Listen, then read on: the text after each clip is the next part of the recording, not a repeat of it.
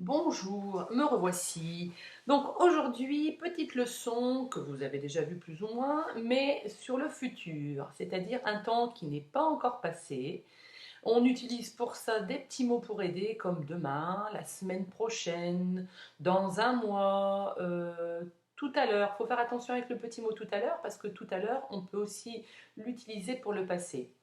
Mais dans une heure, et il y en a d'autres comme ceci. Donc c'est bien d'avoir ces petits mots-là pour vous aider, pour bien pouvoir mettre le verbe au futur.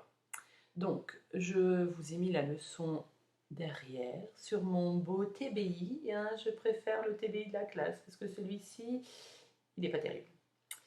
Comme je vous l'ai mis là ici, c'est les mêmes terminaisons. Alors, je vous ai simplement marqué pour les verbes du premier et du deuxième groupe, je vous expliquerai pourquoi. Mais que ce soit pour le premier groupe, le deuxième groupe, le troisième groupe, les terminaisons pour le futur sont les mêmes.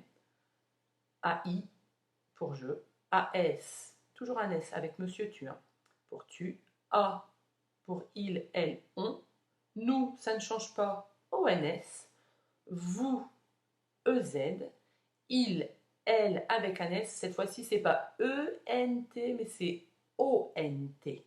Ça change pas beaucoup. Et c'est très facile que pour les verbes du premier et du deuxième groupe, on garde le verbe à l'infinitif, on le prend tel qu'il est à l'infinitif et on rajoute les terminaisons.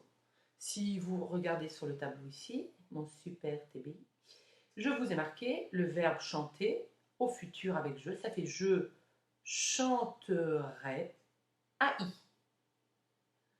Deuxième groupe, le verbe grandir.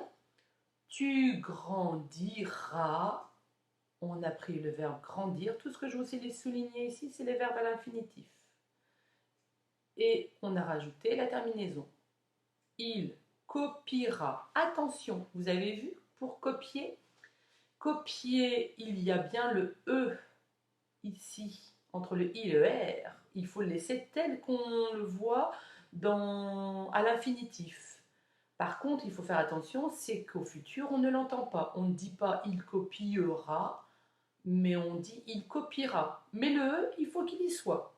C'est comme par exemple tous les verbes qui se terminent en yé, comme crier, il criera, mais le E est quand même présent à l'écrit. On ne l'entend pas à l'oral, mais il faut l'écrire il faut l'écrire il faut l'écrire, voilà, tout simplement. Je cherche mes mots comme toujours, ça ne change pas, hein. Nous fleurirons, et pour ne pas se tromper avec le présent, on utilise bien demain nous fleurirons notre cours, d'accord? Donc ONS. Et vous écouterez EZ, elles, parce que c'est écrit à l'envers, hein, elles jauniront ONT. Voilà, tout simplement. Vous savez tout sur le futur. Pour les verbes du troisième groupe, on verra que ça change. Les terminaisons seront toujours les mêmes, donc apprenez-les, ça vous serez tranquille pour ça. Seulement la différence avec les verbes du troisième groupe, c'est que l'infinitif ne sera pas toujours là entièrement, il va changer. Il y a des verbes, comme c'est les verbes du troisième groupe, où ça ne sera pas du tout l'infinitif. On ne le retrouvera pas du tout, du tout, du tout. Mais ça sera pour une prochaine fois.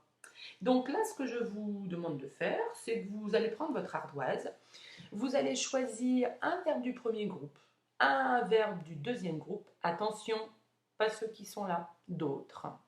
Mais vous allez les conjuguer à toutes les personnes. Petit rappel, pour les verbes du deuxième groupe, ce sont les verbes qui se terminent en ir, mais il faut que ça fasse à nous, ils sont, d'accord? Fleurir, nous fleurissons.